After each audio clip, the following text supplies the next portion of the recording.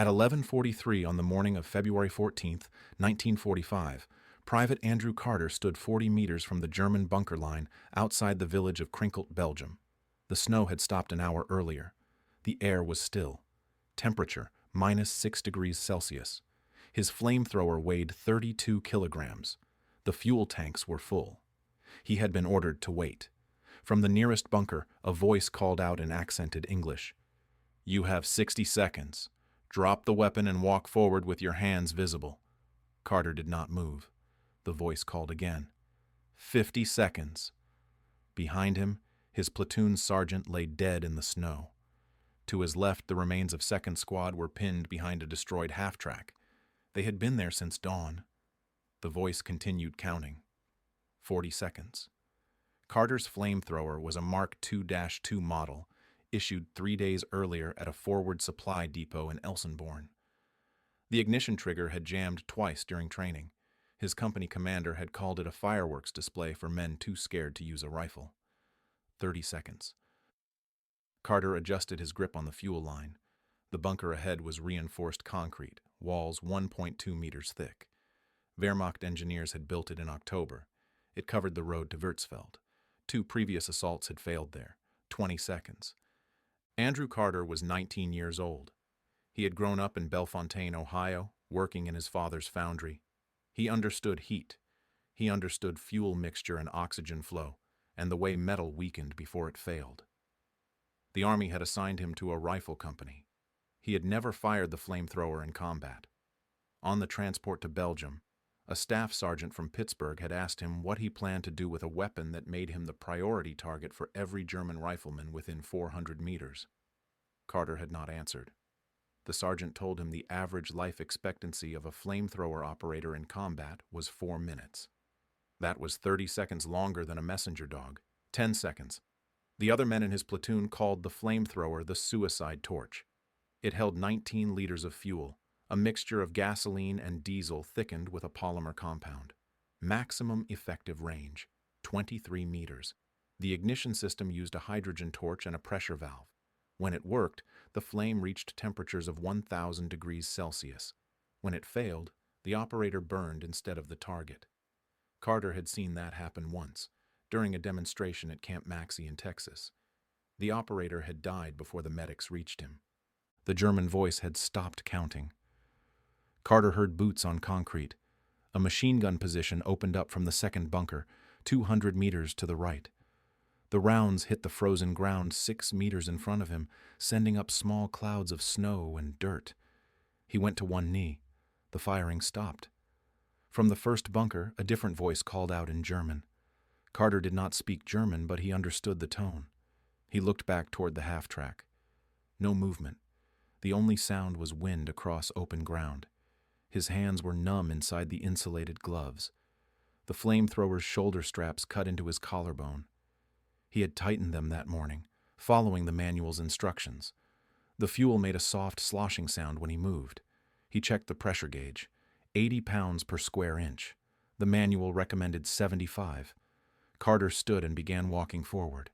The battlefield situation had developed over 6 days. On February 8th, the 2nd Infantry Division had pushed east from Elsenborn Ridge toward the Siegfried Line. They encountered prepared defensive positions at every road junction and village approach. The Germans were not retreating. They were fighting from fixed positions with interlocking fields of fire and pre-registered mortar coordinates. American casualties in the first 48 hours exceeded 400 men. On February 11th, Division Command ordered a direct assault on Krinkelt. The village sat on high ground controlling 3 roads. Intelligence reported approximately 260 German soldiers, elements of the 12th Volksgrenadier Division, dug into bunkers and reinforced buildings. Standard infantry tactics had failed. Artillery had failed. The bunkers were built too well. On February 13th, a tank platoon attempted to advance up the main road. 2 Shermans were disabled by anti-tank fire from concealed positions. The 3rd tank withdrew. That night, regimental command requested flamethrower teams. 4 men volunteered. Carter was not one of them.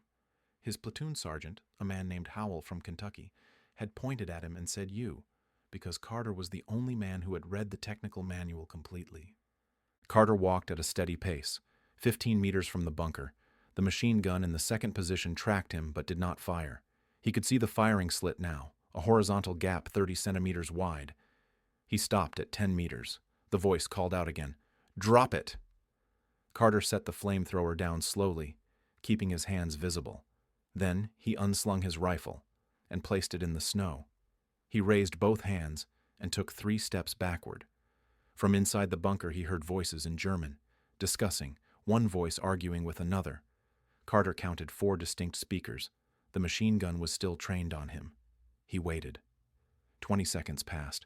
A wooden panel behind the firing slit moved. Someone was looking out. Carter remained still. The panel closed. Another 10 seconds. Then the voice in English returned. "Walk to the left. 50 meters. Do not turn around." Carter did not move. The voice repeated the command, louder. Carter took 1 step to the left, then stopped. He looked directly at the firing slit. Then he turned and ran. He covered the distance to the flamethrower in under 2 seconds. He grabbed the weapon with both hands and rolled right as the machine gun opened fire. The rounds passed through the space where he had been standing. He came up on one knee, weapon raised, and triggered the ignition. The hydrogen torch caught immediately. He opened the fuel valve and pressed the trigger. Nothing happened. The pressure gauge read 0. The fall had damaged the valve or ruptured a seal. Carter dropped flat as another burst from the machine gun tore through the air above him. He crawled backward, dragging the flamethrower. 5 meters. 10. He reached a shallow depression in the ground, the crater from an artillery shell, and rolled into it. The machine gun continued firing, short, controlled bursts, walking the rounds across the crater's edge. Dirt and frozen snow rained down on him. Carter released the shoulder straps and pulled the flamethrower around to examine it. The pressure gauge needle was stuck. He tapped it twice. It jumped to 70 pounds. The valve had not ruptured. It had frozen. He removed his right glove and pressed his palm against the valve assembly. The metal was cold enough to burn skin. He held it there, counting. 30 seconds. The machine gun had stopped. He heard voices again, closer now. Germans coming out to confirm the kill or retrieve the weapon. Carter kept his hand on the valve. 45 seconds. His palm was numb. He pulled his hand away and saw the skin was white. He worked the valve manually, twisting it open and closed 3 times. The mechanism moved freely. He replaced his glove, lifted the weapon, and stood up in the crater. 2 German soldiers were 20 meters away, moving toward him with rifles raised. Carter triggered the ignition and fired. The flame shot forward in a cone of orange and black, 21 meters, catching both men before they could react. They fell without sound. The flame continued for 3 seconds before Carter released the trigger. He stepped out of the crater and moved toward the bunker. The machine gun opened fire from the second position, 200 meters out. The rounds hit wide. Carter ran in a diagonal line, using the bunker itself for cover. He reached the concrete wall and pressed against it. The firing slit was 1 meter to his left. He could hear movement inside, boots scraping, metal on metal, someone working a bolt. Carter lifted the flamethrower's nozzle and aimed it at the slit. He fired. The flame entered the bunker through the 30-centimeter gap. Inside, men screamed. Carter held the trigger for 5 seconds, then released it. Black smoke poured from the firing slit. He moved along the wall to the bunker's rear entrance. The steel door was closed but not locked. He kicked it open and fired again, a 2-second burst into the dark interior. The screaming stopped. Carter stepped back and let the door swing shut. The time was 11:51. He had been in combat for 8 minutes. He moved north, staying low toward the second bunker. The distance was 140 meters across open ground. Halfway there, a mortar round landed 15 meters to his right. He dropped and crawled toward a cluster of rocks. Another round landed behind him. The Germans had his position. He waited 10 seconds, then got up and ran at full speed toward the tree line on his left. 2 more mortar rounds hit the open ground where he had been. He reached the trees and went to ground. The flamethrower's fuel gauge showed half capacity remaining. He had used approximately 9 liters. The weight had decreased noticeably.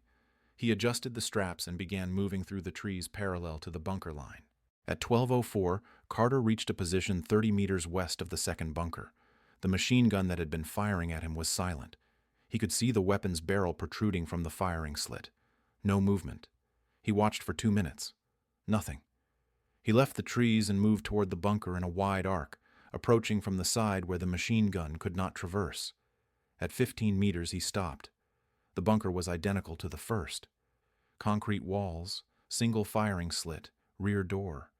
He could see boot prints in the snow leading from the door to a communications trench that connected to a third position 50 meters south. Carter moved to the trench and looked down. It was 1.5 meters deep, narrow, empty. He climbed in and followed it toward the third bunker. The trench turned twice. At the second turn, he found a dead German soldier, shot through the chest. American work, probably from the initial assault. The body had frozen in position. Carter reached the third bunker at 12:11. This position was larger, built into a natural rise in the ground. 2 firing slits instead of 1. He heard voices inside, at least 3 men. He climbed out of the trench and circled to the east side. The door was reinforced with sandbags. He could not force it. He returned to the trench and followed it back 20 meters, then climbed out and approached the bunker from the front. He stayed low, moving in short intervals. At 25 meters, he stopped behind the remains of a destroyed supply truck. The firing slits were visible from here. He raised the flamethrower and sighted on the left slit. Distance, 22 meters. He fired. The flame reached the bunker and entered the slit. He held the trigger for 6 seconds, sweeping the nozzle left to right to cover both openings. Men inside shouted. One word, repeated. Rouse, out. The rear door burst open and 2 soldiers ran out, their uniforms smoking. Carter released the trigger, shifted position, and fired again. Both men went down. He waited. No further movement. He checked the fuel gauge, 1/4 remaining. The fourth bunker was the command position. It sat at the highest point of the defensive line, 110 meters from the third bunker. Carter could see it clearly from where he stood. Larger than the others, with a reinforced observation post on the roof and a communication antenna. This was the position directing mortar fire and coordinating the defense. He had no direct approach. The ground between was open and elevated, offering no cover. He returned to the trench and followed it as far as it went. It ended 40 meters from the fourth bunker. He climbed out and moved west into the tree line again, circling wide. At 12:23, he found a drainage ditch that ran parallel to the bunker's north side. The ditch was shallow, but below the line of sight from the firing slits. He crawled through it, the flamethrower dragging behind him.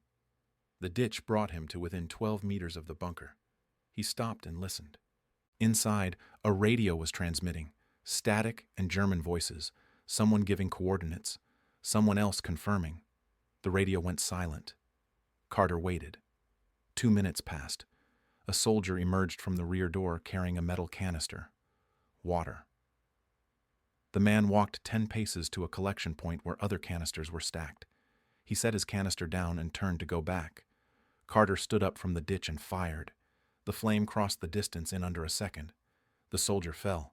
Carter ran forward, firing continuously, sweeping the nozzle toward the open door. The flame entered the bunker. He released the trigger and moved to the side of the doorway. Smoke poured out. He heard coughing, then a single gunshot. Then silence. He checked the fuel gauge. Empty. He dropped the flamethrower and drew his pistol. He stepped through the door. 3 men inside, all dead. 2 from burns, 1 from a self-inflicted gunshot. The radio was still on, hissing static. Maps were spread across a wooden table. Carter looked at them briefly, then turned and walked out. The time was 12:29. He had been in combat for 46 minutes. He picked up the flamethrower and began walking back toward the American line. At the first bunker, he stopped. The smoke had cleared. He looked inside through the firing slit. 7 bodies. He continued walking. At the half-track, he found Sergeant Howell's body and the remains of second squad. 11 men total. He kept walking. At 12:44, he crossed back into American lines. A lieutenant from Dog Company stopped him and asked for a report. Carter told him the bunkers were clear. The lieutenant asked how many enemy. Carter said he did not count. The lieutenant sent a squad forward to confirm. At 14:15, the squad returned. They reported 4 bunkers destroyed, 39 confirmed enemy dead, no American casualties after Carter's advance. The flamethrower was examined by an ordnance technician who noted valve damage and fuel system freezing. The weapon was marked for disposal. Carter was ordered to report to battalion command. He arrived at 15:30. The battalion commander, a major from Virginia, asked him to describe the engagement in detail. Carter provided times, distances, and positions. He did not describe what the men looked like when they burned. The major took notes. At the end, he asked Carter why he had walked toward the bunker after being told to surrender. Carter said he did not know. The major wrote that down as well. On February 16th, Carter was reassigned to a rifle platoon in Charlie Company. On February 19th, the platoon was sent forward to clear a farmhouse outside Hunningen. Carter was shot twice by a sniper, once in the shoulder and once in the abdomen. He was evacuated to a field hospital and then to England. He returned to the United States in May. He received no medal for the action at Krinkelt. The after-action report listed him as effective in the performance of assigned duties. He was discharged in November 1945 with the rank of Private First Class. He returned to Bellefontaine and worked in his father's foundry for 38 years. He did not speak about the war. The flamethrower he used was destroyed in March 1945 at a depot in France. No one recorded the serial number.